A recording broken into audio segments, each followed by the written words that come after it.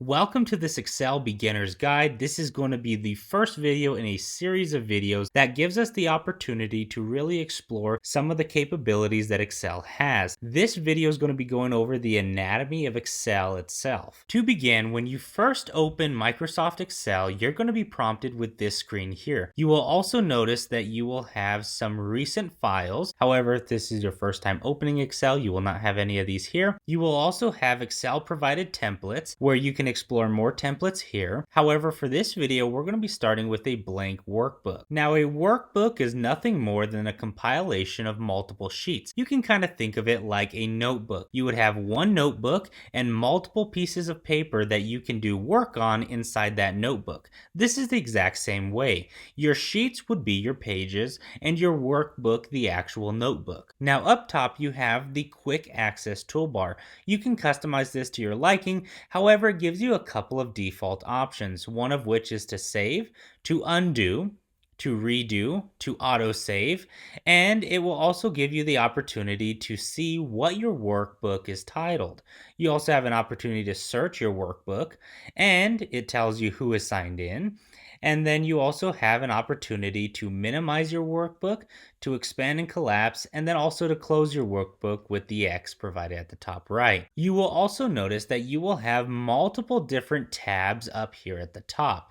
These tabs vary, but you will always start in the Home tab, and you can see that you can insert, you can draw, you can change certain page layouts, Developer tab, which we'll get into much later, but you have multiple tabs. Underneath these tabs, you will see a ribbon provided for each individual tab. The ribbon is also broken up into multiple different groups. These groups you can see are labeled as clipboard, font, alignment, so on and so forth.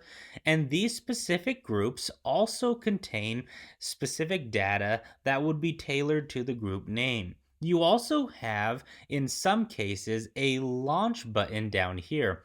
You may also see this as a dialog box launcher, things like that. However, this is simply a launch box.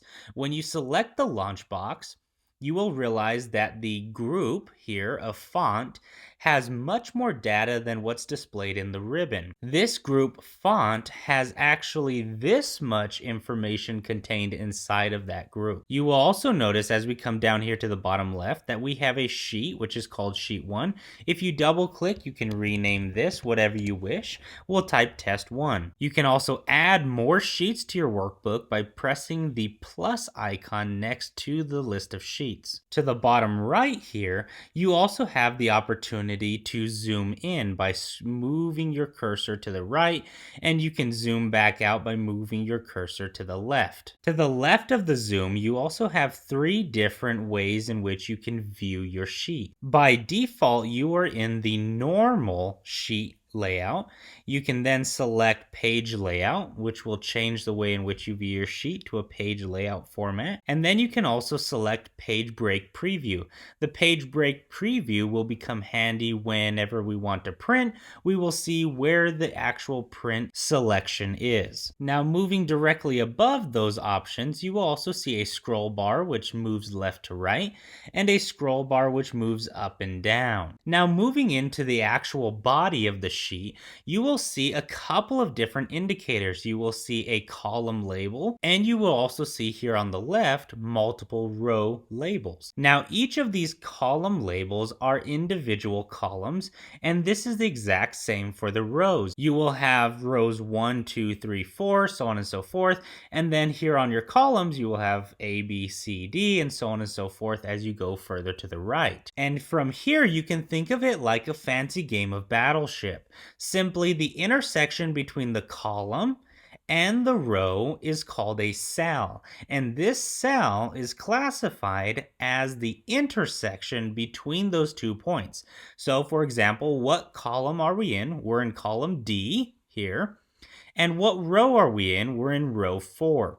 And so here you could say we are in cell D4, similar to that of Battleship.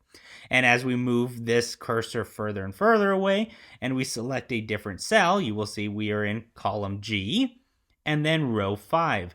You will always have the column first and then the row second. You also have a nice little cheat sheet up here in the name box. The name box will tell you wherever your cell is located. Now, cells can also be grouped together, which are classified as a range. The range is simply nothing more than the compilation of all cells within a selected group. And how you classify that range is very simple. You start at the top left, and again, you say this is E3 as our top left, and we're going to go through bottom right here, K, and then you'll see we come over here, this is K11. Now, this range of cells is E3 through K11. And the way you write this out is E3 colon K11. And this means we have all those cells selected between those two cells. You can also search for a specific cell by going into the name box and typing in what cell location you wish to find. So for example, let's say I want to find B3. I type in B3, press enter, and you will see that the cell selected is now B3. You can move this on to A4, let's say, press enter, and the cell will change. To the right of the name box, you will have probably one of the most utilized features in Excel.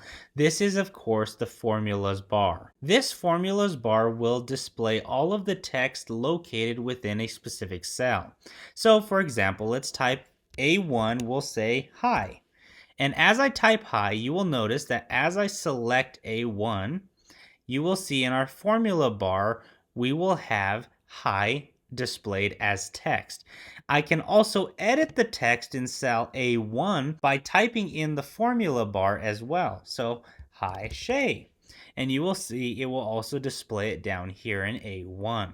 This will be important as we type in more functions and insert more items like that for a later video. And if you guys really enjoyed this content and found this content valuable, please consider subscribing, as it really does help motivate me to create more and more content that's valuable to you. And we'll catch you all in the next video.